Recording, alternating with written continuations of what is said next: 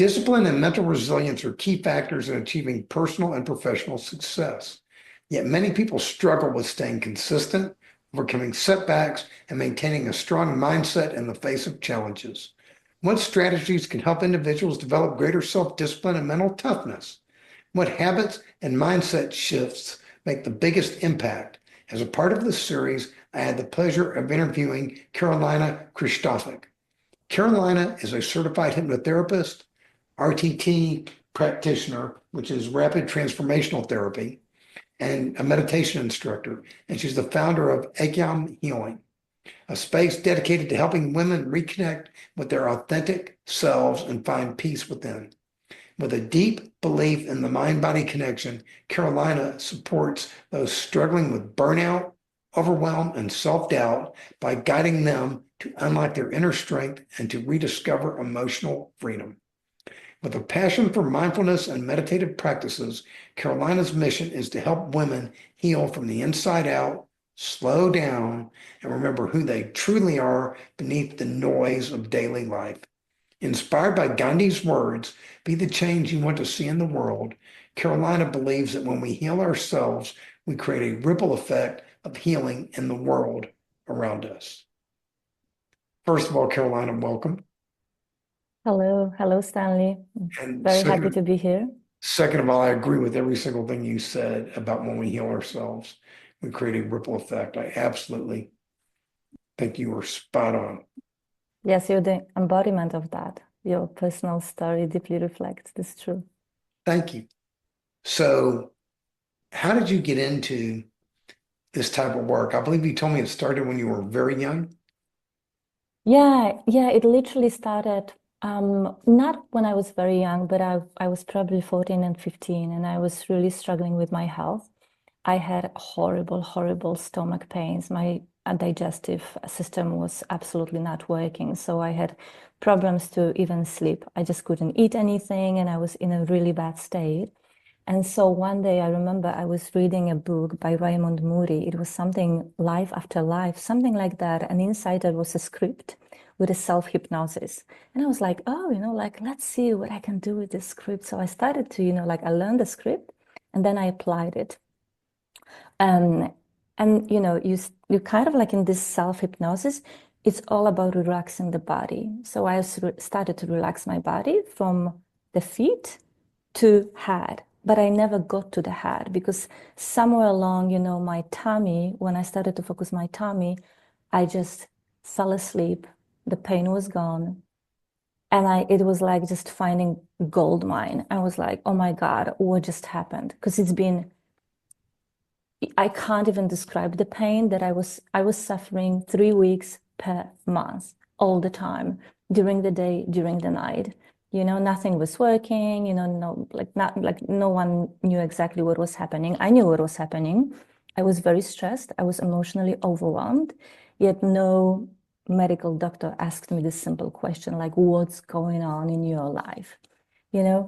And so from that day, when I found this trick, I thought, oh my God, there is actually a connection between what I'm thinking, what I'm doing inside, and it actually has effect on my body. And it made sense because the stress is also something that we experience inside, yet it can express itself outside as a disease. So of course, like now, it was like the 90s in Poland. Now, with internet and everything, we know it's a mind-body connection. So I'm not telling you nothing new, but for me, this knowledge was absolutely not normal. I actually Still just very stumbled on important. it. It's very important. It's very important. And so this is my passion. My passion lies precisely there, like how our thoughts and emotions can affect our bodies and ultimately our lives. So so right then at a young age, you said there's something here, There is something here. and your passion for that grew to where you achieved all these certifications. Yes. So see, like like I think that moment with the script, with the self-hypnosis was so powerful that like I just stopped telling you my story right there, then and there. But yeah, then I started to essentially read all the books, like, The Power of Subconscious Mind by Joseph Murphy. I started to meditate. I started to discover the vast world of yoga, which is full also of beautiful techniques like mindfulness, meditation. I'm instructor today of meditation, breath work, mindfulness. And when I was working for Facebook, because I was working for Facebook for many years, the No stress stress, of a no daily stress there, life. right? There's no stress there, absolutely not. But that moment in life reminded me like, hey, there is something here that I forgot about myself. Like there is a passion that I left behind. And this passion is actually in helping people and in unlocking the powers of our subconscious mind, right? I was using it for myself all the time. But I was like, actually, that's what I want to do in life. And so then I found Marisa Peer, who's the founder of Rapid Transformational Therapy. And I'm right now a certified RTT practitioner. And this is the RTT is based on hypnotherapy, but also many different modalities like neuroplasticity and NLP and mindfulness and many, many others. It's a very, very powerful technique. So as you begin, you said something very important. You decided at some point you wanted to work on your own passion. And I'm assuming before that you felt like you were working on somebody else's passion. Yeah, so I was always, since I was 8 years old, I always had a vision or a goal to achieve, a kind of a dream. When I was 8, I thought that I would like to be working with languages, you know. So then I started to study languages, and this is all another story, but I achieved that. Then I thought I want to translate a book. I didn't know how I would do that, but years later, I translated a book. Um, and so my journey was always about this vision that was guiding and driving me. And I always knew I wanted to help people, but it's kind of like I had something different to achieve prior to that. So when like when I achieved everything that I wanted to achieve, then I stopped and I said, okay, now is kind of like the last chapter almost in my professional life, in my career. Now, actually, I want to focus all my energy and internal and external resources in What's building next? You something to said help what's people. next? What's next? What's next? Like how I can, express the deepest passion that I was starting all these years, which is working with the subconscious mind, working on the mind-body connection. Yes, and that's beautiful that you're asking that because we had a conversation prior to this interview, and we discussed, right, like how incredible important it is to actually have a passion in your life. It can be very small, but I truly believe that when we start tapping into what we love doing, it opens the door, A, for creativity, and B, it makes your life not only more beautiful, but it's a life full of meaning. And also it on a practical level, it lowers your stress down because now you're in this creative mode. And when you're in creative mode and when your stress levels are down, you probably don't need to, like go and chase after some, a habit that is not really good for you, like just snacking on this wrong food or maybe watching Netflix for way too many hours per day. Now, actually, you open yourself up to Drinking too create much. something. Yeah. You you become aligned. Yes, it's a beautiful world. World. Yes, you become aligned and you become empowered in a new way.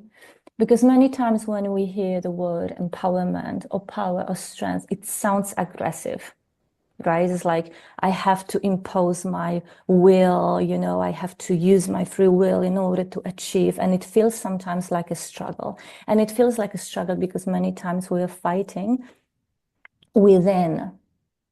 But when you choose to express something that you love, there is no force in that. It just flows. And it's this alignment that you just said. Um, As the Tao Te Ching, that's called Wu Wei. Wu Wei, exactly. Wu Wei. Yes. Wu Wei. Effortless action. It flows. Yes. It flows. Yes. And then you really don't need to be, disciplined in this kind of stressful way. It's just you do it with pleasure. And our brain is actually always seeking pleasure, but here we're getting something else, something more profound. It's not so much pleasure, it's happiness. And So it's sustainable. your work becomes play. Yes. And that's what I'm doing right now. I'm at the phase in my life where a lot of people, I'm going to be 66 very soon. A lot of people don't want to work. I want to work. But actually, I tell you, I don't want to work. I want to play, and I want Yes. my work, and I want my work to be play. And what Yes. I enjoy doing, like you, is helping people. Yes.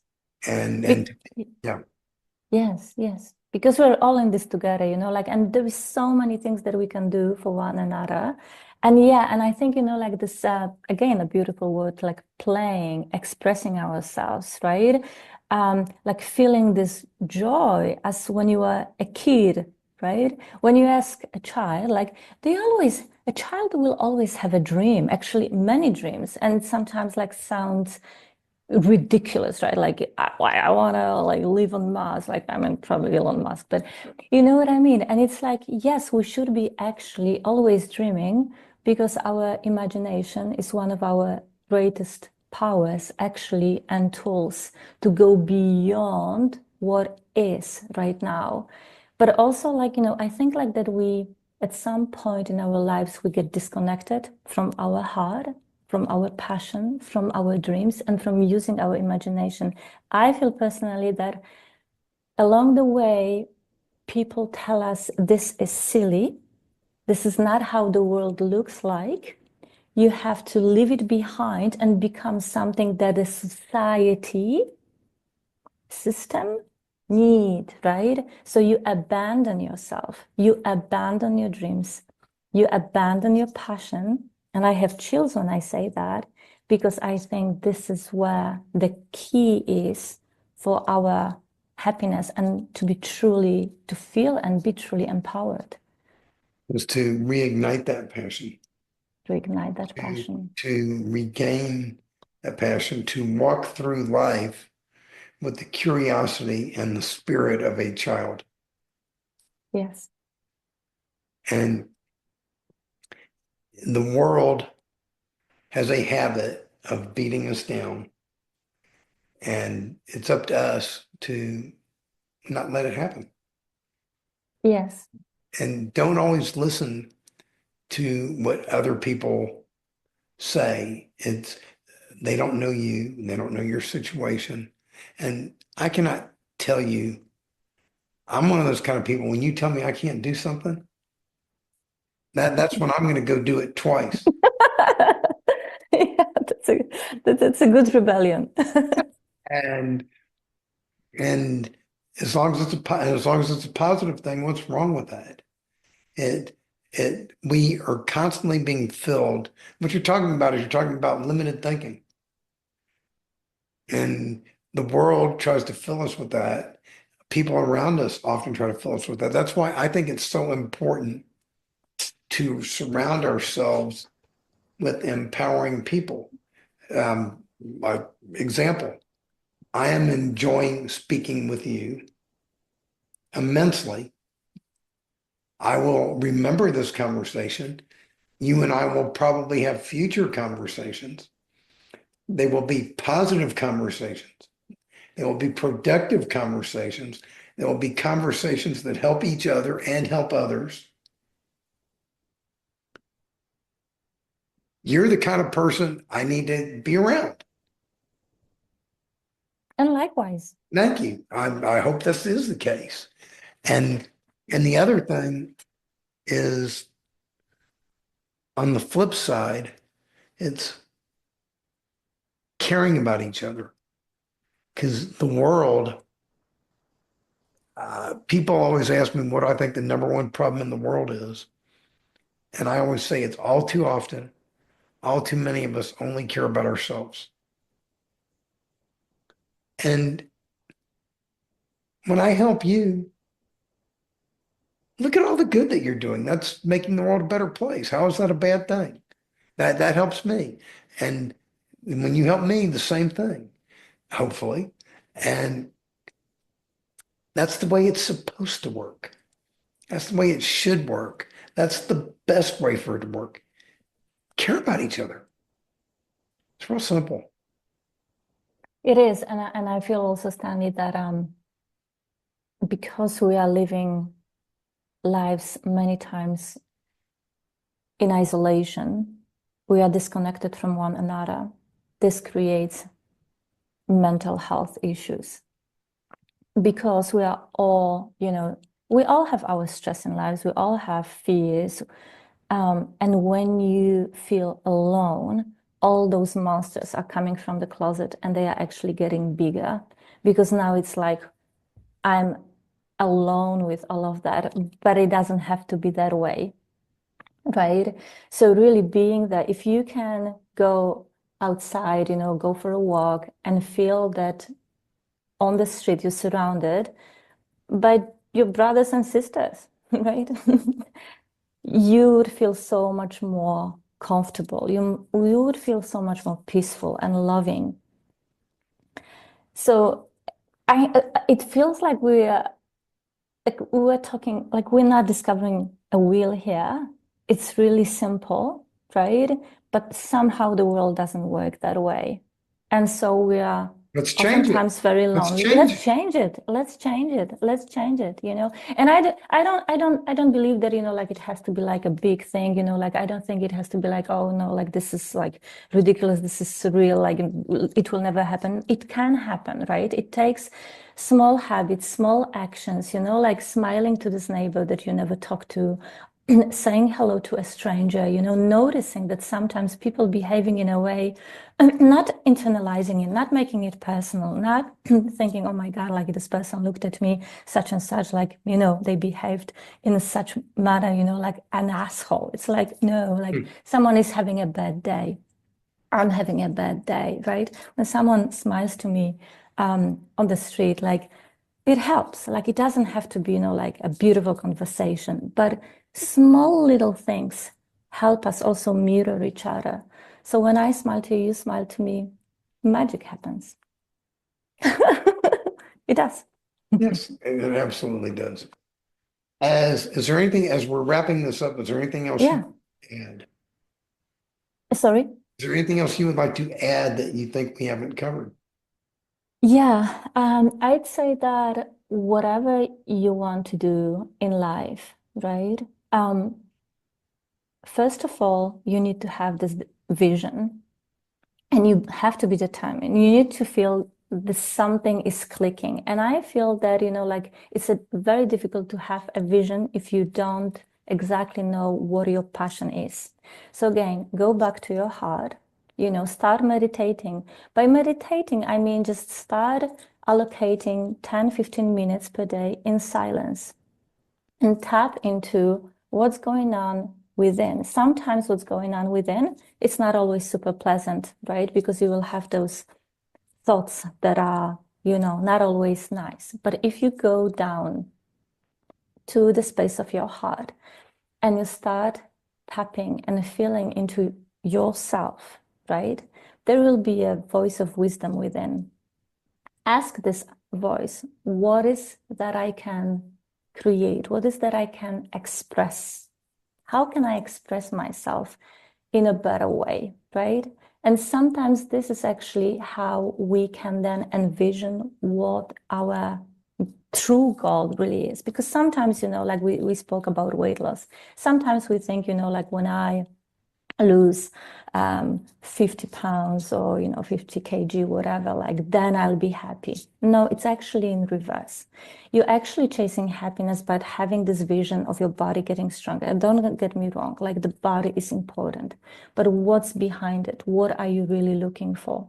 Because the weight loss can be just a byproduct of you expressing yourself in a new way and chasing your bigger dreams. Maybe this bigger dream is actually to change, change your job, like leave the job and, like do something else. Or maybe you don't have to leave anything. Maybe you can just, on top of what you're doing, maybe you can start, if you like baking, maybe you can, like start selling, like your favorite muffins or whatever. So tap into yourself, go back to the space of your heart, rediscover your dreams, your passion, then start working with a vision. This is working with the subconscious mind. What do you see in the screen of your mind? And go big, start dreaming. But by dreaming, I mean literally feel into this vision. Now, when I'm in this new vision in my new life, what do I see? How does it feel? What can I hear? What are the words that I'm offering to myself and to others? Inner dialogue, hyper important. That's exactly what I just said. What are the words that you're telling yourself every day? Stanley, I noticed that people are speaking to themselves in a way, and I know that by, like firsthand. We all speak many times to ourselves in a way that we would never speak to anyone. To anyone else, let alone to someone who we love and respect. So choose better words and just play with it. I think that's fantastic advice. Thank you. This has Thank you. been very pleasant 25 minutes. Thank you. Thank you so much for creating the space for this conversation. You're welcome.